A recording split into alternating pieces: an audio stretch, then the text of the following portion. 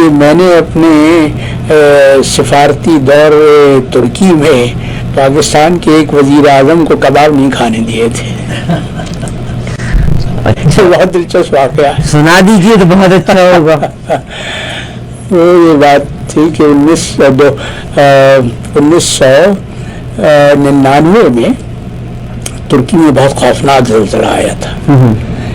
کوئی 40-50 ہزار لوگ مر گئے تھے. تو میں اس زمانے میں وہاں سفیر تھا. تو میرے پاس زلزلے کے تیسرے دن اس وقت ہمارے وزیر خارجہ تھے سرتاج عزیز صاحب. ان کا فون آیا کہ وزیر اعظم صاحب آنا چاہتے ہیں. میں نے کہا کیوں آنا چاہتے ہیں؟ کہ وہ ترکوں سے تعزیت کرنے کے لیے آنا چاہتے ہیں. تو میں نے کہا کہ دیکھیے یہاں تو قیامت صغریٰ ٹوٹی ہوئی ہے, اتنے لوگ ہلاک ہو گئے ہیں, ترک حکومت کو تو سمجھ میں نہیں آ رہا کہ وہ کیا کرے. تو ایسے میں وہ ہمارے وزیر اعظم کی میزبانی کا بار کیسے اٹھائیں گے؟ ان کا کہ میں بھی یہی سمجھانا چاہ رہا تھا وزیر اعظم کو, لیکن وہ سمجھ نہیں رہے, آپ ان سے بات کر لیجئے.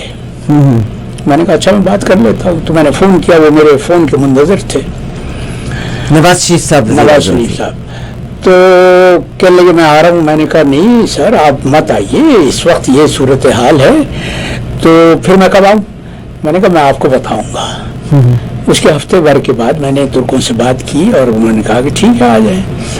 تو وزیر اعظم صاحب آ گئے. ترکوں نے ہمیں وہ سارا علاقہ دکھایا, سب گھوم گھام کے. شام کو جب ہم ہوٹل پہنچے استنبول میں, تو تھوڑی دیر کے بعد میاں صاحب نے مجھ سے کہا کہ کباب کھانے چلتے ہیں. استنبول میں ایک کبابی ہے جس کے کباب میاں صاحب کو بہت پسند تھے. وہ یورپ آتے جاتے وہاں پہ رک جایا کرتے تھے کباب کھانے کے لیے. اور اس کو انہوں نے سرکاری مہمان بنا کر ایک ہفتے کے دورے پہ پاکستان بلایا تھا. آپ اگر آج اس کے ریسٹوراں میں جائیں تو اوپر سے نیچے تک وہ تصاویر لگی ہوئی ہے میاں صاحب کے ساتھ. اور پاکستان ایک ہفتہ پاکستان کے خرچے پہ آئے وہ, اور پاکستان میں میاں صاحب تو صرف اس لیے کہ میاں صاحب کو ان کے کباب بہت پسند تھے. تو جب انہوں نے مجھ سے کہا کہ چلیں کباب کھانے کے لیے, تو میں نے کہا کہ مناسب نہیں ہوگا. کہ کیوں؟ میں نے کہا دیکھیے آپ ترکوں کو پرسہ دینے آئے تھے, اچھا نہیں لگے گا. اور آپ جب نکلیں گے تو پورا پروٹوکول چلے گا, وہ آؤٹ رائڈر سیٹیاں بجاتے ہوئے چلیں گے, سب گزارتی, اچھا نہیں رہے گا. تو کہنے لگے کہ اچھا تو پھر کباب یہاں منگوا لیتے ہیں. میں نے کہا وہ بھی مناسب نہیں ہوگا. کہ کیوں؟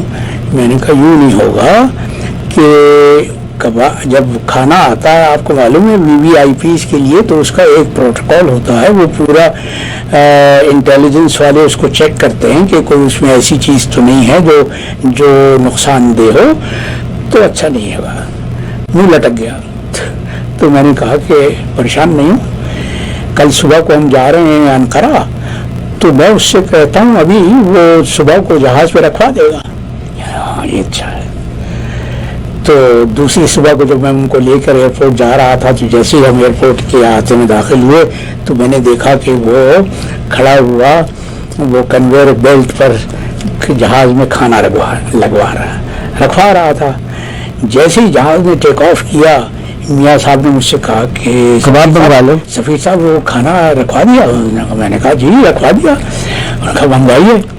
تو وہ کباب سے انہوں نے پورا انصاف کیا. میں یہ پریشان کہ یہ اپنا پیٹ بھر رہے ہیں کبابوں سے, اور انقرہ میں صدر سلیمان دیمیرل نے لنچ رکھا ہوا ہے, سرکاری لنچ رکھا ہوا ہے.